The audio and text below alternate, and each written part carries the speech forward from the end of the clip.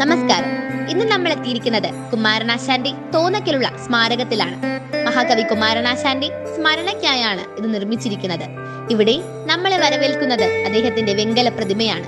കാനായി കുഞ്ഞിരാമനാണ് ഈ മനോഹരമായ പ്രതിമ നിർമ്മിച്ചിരിക്കുന്നത്. ഇനി നമുക്ക് അദ്ദേഹം പണ്ട് താമസിച്ചിരുന്ന ഭവനത്തിലേക്ക് പോകാം.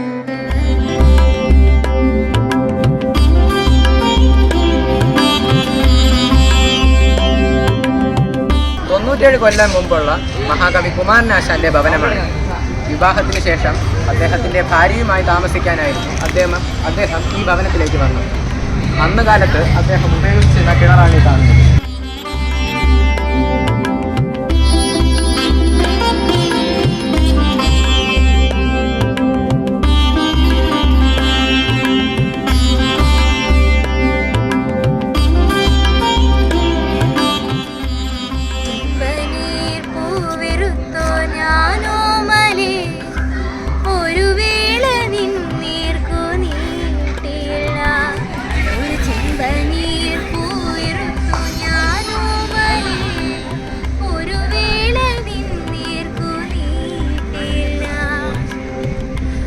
നട്ടുവളർത്തിയ ചെമ്പകത്തിന്റെ മനോഹാരിത നമുക്കിവിടെ കാണാൻ സാധിക്കും.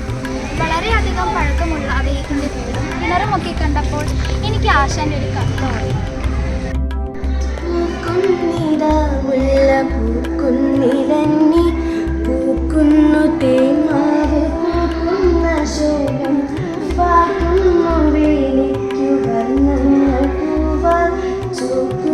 കാടന്തി മേഘങ്ങൾ പോലെ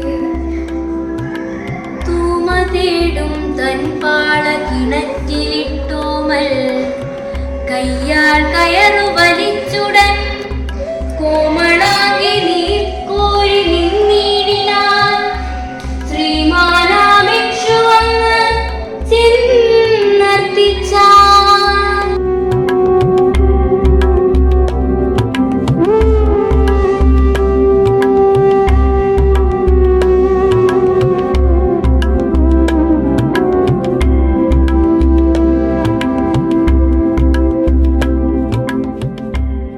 നമുക്ക് എല്ലാവർക്കും അറിയുന്നതുപോലെ മഹാനായ ശ്രീനാരായണ ഗുരുവിൻ്റെ ചിത്രമാണ് ഇവിടെ പ്രദർശിപ്പിച്ചിരിക്കുന്നത്.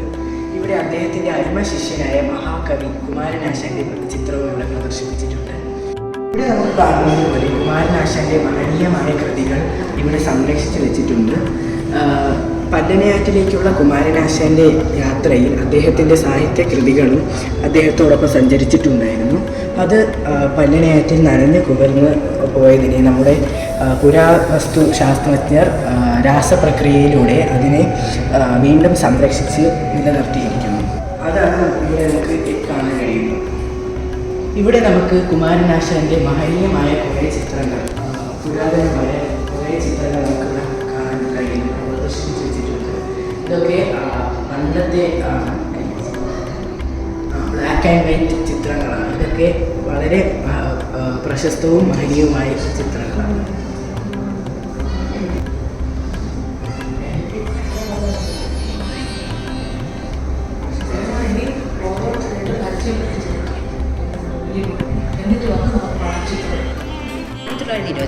ജനുവരി 13 വെയിൽസ് രാജകുമാരൻ ഇംഗ്ലണ്ടിൽ നിന്ന് കുമാരനാശാനായി സമ്മാനിച്ച പട്ടും തങ്കവളയുമാണിത്. നിർഭാഗ്യമെന്ന് പറയട്ടെ, യഥാർത്ഥ പട്ടും തങ്കവളയും മോശം. ഇവിടെ ഉള്ളതൊരു പ്രതിബിംബം മാത്രമാണ്. ഒന്ന് ഇവിടെയും വേറൊന്ന് ബാങ്ക് ലോക്കറിലുമാണ് സൂക്ഷിച്ചിരിക്കുന്നത്. മഹാകവി കുമാരനാശാന്റെ ചിത്രമാണ് ഇവിടെ പ്രദർശിപ്പിച്ചിരിക്കുന്നത്. കുമാരനാശാനും അദ്ദേഹത്തിൻ്റെ ഗുരുവായ ശ്രീനാരായണ ഗുരുവും അദ്ദേഹത്തിൻ്റെ അരുമ ശിഷ്യന്മാരും ഒത്തൊരുന്ന എടുത്തൊരു ചിത്രമാണ് നമുക്കിവിടെ കാണാൻ സാധിക്കുന്നത്. ശ്രീനാരായണ ഗുരുവും കുമാരനാശാനും ചേർന്നെടുത്ത ഒരു ചിത്രമാണ് ഇവിടെ കാണാൻ സാധിക്കുന്നത്. ആശാന്റെ മൂത്ത മകനായ സുധാകരൻ, ഭാര്യ ഭാനുമതി അമ്മ, ഇളയ മകൻ പ്രഭാകരൻ ഇവരെല്ലാവരും ചേർന്നെടുത്ത ഒരു ചിത്രമാണ് ഇവിടെ കാണാൻ സാധിക്കുന്നത്. അരുവിപ്പുറത്തെ ഒരു മഹാവൃക്ഷത്തിന്റെ ചിത്രമാണിത്. ഈ വൃക്ഷത്തിന്റെ തണലിൽ നിന്നാണ് 1903 SNDP യോഗത്തിന്റെ പ്രാഥമിക സമ്മേളനം ചേർന്നത്. ആ യോഗത്തിൽ ആശാനെ സെക്രട്ടറിയായി തിരഞ്ഞെടുത്തിരുന്നു. അരുവിപ്പുറത്തെ ആശ്രമ മന്ദിരമാണിത്. ഇടതുവശത്ത് നിന്ന് രണ്ടാമത്തെ മുറിയിലായിരുന്നു ആശാൻ താമസിച്ചിരുന്നത്. കുമാരനാശാൻ തന്റെ പ്രാഥമിക വിദ്യാഭ്യാസം നടത്തിയിരുന്ന വിദ്യാലയമാണ് ഇത്. ശ്രീനാരായണ ഗുരു അരുവിപ്പുറത്ത് ആദ്യമായി സ്ഥാപിച്ച ക്ഷേത്രമാണ് ഇത്.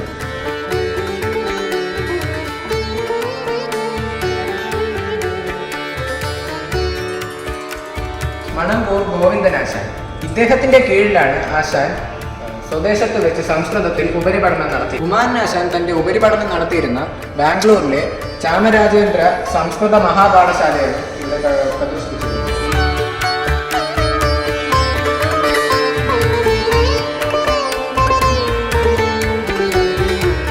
ബാംഗ്ലൂരിൽ ഡോക്ടർ പൽപുവിന്റെ ഭവനമാണ് ഇവിടെ കാണാൻ സാധിക്കുന്നത്. കുമാരനാശാനും പൽപുവും ഈ ഭവനത്തിലാണ് ഒരുമിച്ച് താമസിച്ചിരുന്നത്.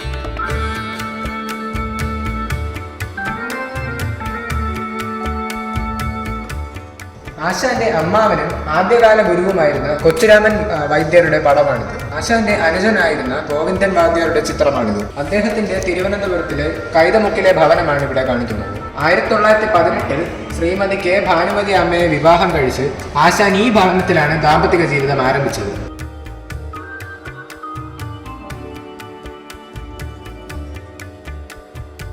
ഡോക്ടർ പൽപുവിന്റെ ഭാര്യയും പുത്രിമാരുമായി ഒരു വിദേശ വനിതയുമോടൊപ്പം എടുത്ത ചിത്രമാണിത്. പ്രശസ്ത ചിത്രകാരനായ മുരുകേശൻ കൃഷ്ണപുരൻ മഹാകവി കുമാരനാശാന് വേണ്ടി നിർമ്മിച്ച മണൽ ചിത്രമാണ് ഇവിടെ കാണാൻ സാധിക്കുന്നത്. മഹാകവി കുമാരനാശാന്റെയും ശ്രീനാരായണ ഗുരുവിന്റെയും ഛായാചിത്രങ്ങളാണ് ഇവിടെ കാണാൻ സാധിക്കുന്നത്.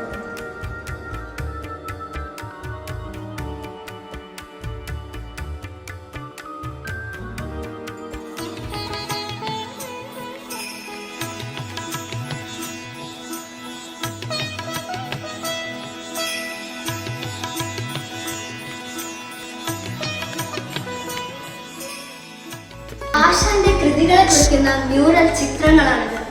ഓരോ ചിത്രങ്ങൾക്കും ഓരോരോ കഥകൾ പറയാനുണ്ട്. നളിനി, ചിന്താവിഷ്ടയായ സീത, ലീല, കുട്ടിയും തള്ളയും,